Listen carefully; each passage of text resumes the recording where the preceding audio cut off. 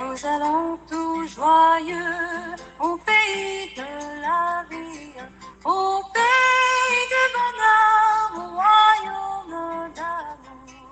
Vous qui marchez encore sans Dieu dans la folie, oh dites, voulez-vous y venir dès ce jour? Voulez-vous y venir dès ce jour? Oh, voulez-vous venir à ce Dieu plein d'amour? Après la mort de Josué, les enfants d'Israël consultèrent l'Éternel en disant, qui de nous montera le premier contre les Cananéens pour les attaquer? Nous trouvons ces paroles dans le livre des Juges, au chapitre 1, le verset 1. Bonjour, bonjour mes amis, comment allez-vous en ce 4e jour de la semaine? J'espère que vous allez bien et que vous êtes prêts à découvrir notre histoire biblique de la semaine. On ne perd jamais de temps lorsqu'on s'adresse au Seigneur. Amen. Le conseil divin offre la sécurité dont nous avons besoin dans les moments difficiles. Gloire à Dieu. L'histoire des conquêtes du peuple d'Israël comporte de nombreuses victoires, précisément parce que le peuple suivait les instructions divines. Amen. Mes amis, quel défi aurons-nous à relever aujourd'hui? Consultons Dieu. Amen. Souvenons-nous que le peuple d'Israël remporta la victoire parce que, après la mort de Josué, ils consultèrent l'Éternel en disant, qui de nous montera le premier contre les Cananéens pour les attaquer? Amen. Gloire à Dieu. En cette période de confusion, consultons l'Éternel, car lui seul connaît la fin avant le commencement. Amen. Gloire à Dieu. Prions le Seigneur. Tendre Père des cieux, nous te disons merci pour ton amour, pour ta miséricorde envers nous, pour le sacrifice de Jésus-Christ, notre Seigneur et Sauveur. Ô Père, merci encore pour tout ce que tu fais et tu continueras à faire dans nos vies. Merci de nous avoir réveillés, de nous avoir fait grâce en ce matin. Nous te demandons pardon pour nos fautes commises envers toi. Lave-nous, purifie-nous dans le sang de l'agneau et aide-nous chaque jour à refléter le caractère de Jésus-Christ, à avoir les sentiments qui étaient en lui. Merci pour toutes ces vérités que tu nous apportes. Aide-nous, Père, à en prendre conscience afin de nous préparer pour le grand et glorieux retour de Jésus-Christ, notre Seigneur et Sauveur. Nous te prions pour toutes les personnes qui crient à toi, particulièrement celles qui sont endeuillées. Ô Père, puisses-tu consoler, puisses-tu réconforter. Merci encore. Merci d'être dans nos vies.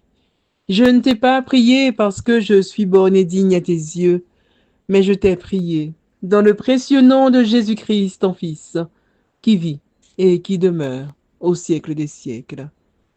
Amen.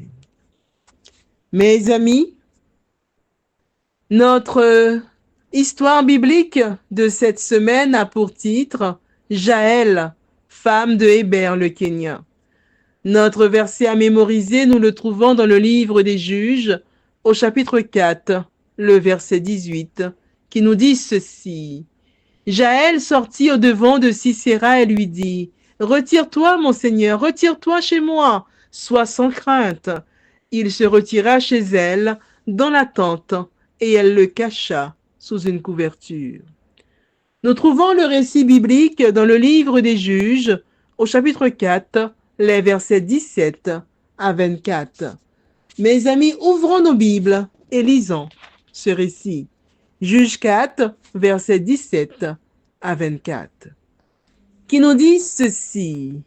Sisera se réfugia à pied dans la tente de Jaël, femme de Héber le Kénien, car il y avait paix entre Jabin, roi de Hatzor, et la maison de Héber le Kénien. Jaël sortit au-devant de Sisera et lui dit, « Entre, mon Seigneur, entre chez moi, ne crains point. » Il entra chez elle dans la tente, et elle le cacha sous une couverture. Il lui dit, « Donne-moi, je te prie, un peu d'eau à boire, car j'ai soif. » Elle ouvrit l'outre du lait, lui donna à boire, et le couvrit. Il lui dit encore, tiens-toi à l'entrée de la tente, et si l'on vient t'interroger en disant, y a-t-il ici quelqu'un? Tu répondras non. Jaël, femme de Héber, le Kénien, saisit un pieu de la tente, prit en main le marteau, s'approcha de lui doucement et lui enfonça dans la tempe le pieu, qui pénétra en terre. Il était profondément endormi et accablé de fatigue, et il mourut. Comme Barak poursuivait Sisera, Jaël sortit à sa rencontre et lui dit, viens, et je te montrerai l'homme que tu cherches. Il entra chez elle, et voici Sisera était étendu mort, le pieu, dans la tempe. En ce jour, Dieu humilia Jabin, roi de Canaan, devant les enfants d'Israël. Et la main des enfants d'Israël s'appesantit de plus en plus sur Jabin, roi de Canaan, jusqu'à ce qu'ils eussent exterminé Jabin, roi de Canaan. La morale de l'histoire est la suivante, mes amis. Les deux faces d'une même médaille. Si d'un côté, Jaël nous prouve que n'importe quel être humain peut devenir un héros spirituel, d'un autre côté, elle nous révèle aussi les mécanismes de la tentation. Le côté positif, nous le connaissons. 10 000 hommes étaient aux trousses de Sisera pour le tuer. Toute l'armée que commandait cet ennemi du peuple de Dieu fut, selon la Bible, passée sous le fil de l'épée. Le seul rescapé était Sisera, qui, pour sauver sa peau, prit la fuite en direction d'un territoire ami. Jaël l'invita à se réfugier chez elle. Elle lui donna du lait et lui promit de le soigner et de le défendre. Pendant qu'il dormait, elle lui enfonça un pieu de la tente dans la tempe, puis le livra à Barak. Jaël était l'une des personnes les moins aptes à poser un pareil acte de courage. Elle n'était pas soldat, ne possédait aucune arme, elle ne satisfaisait pas aux critères qu'exigeait pareille situation. Pourtant, grâce à son intervention, Israël remporta la victoire. Si Dieu nous appelle, mes amis, il n'y a pas d'excuse qui tienne. Amen. Quand il appelle, il nous rend aptes. Gloire à Dieu. D'un autre côté, Jaël peut être analysée sous l'angle de la tentation. Elle nous invite à venir chez elle sans évidemment nous dévoiler son dessein. Désespérés, nous acceptons son invitation et pénétrons dans un lieu qui, nous ne le savons pas encore, deviendra notre tombe. Hélas. Nous imaginons que Sisera, en entrant, évalua les lieux et la situation d'un point de vue stratégique, comme nous l'aurions fait.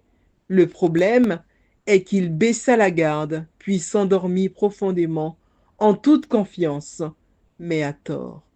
Jaël mit alors à exécution son plan.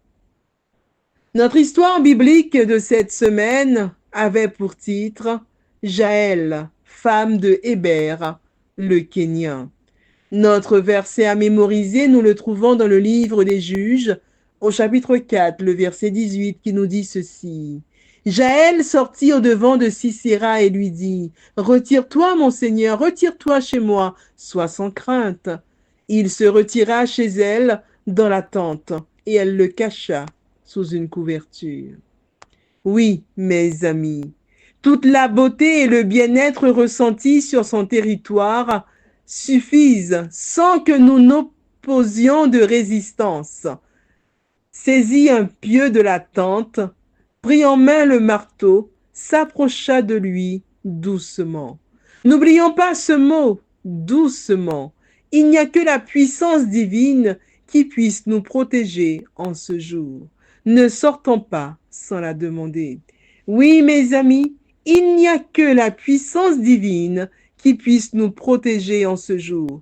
Ne sortons pas sans la déposer. C'est sur ces paroles que je vous souhaite une excellente journée dans le Seigneur. Que Dieu vous bénisse et je vous dis à vendredi Dieu voulant, pour notre récit historique de la semaine.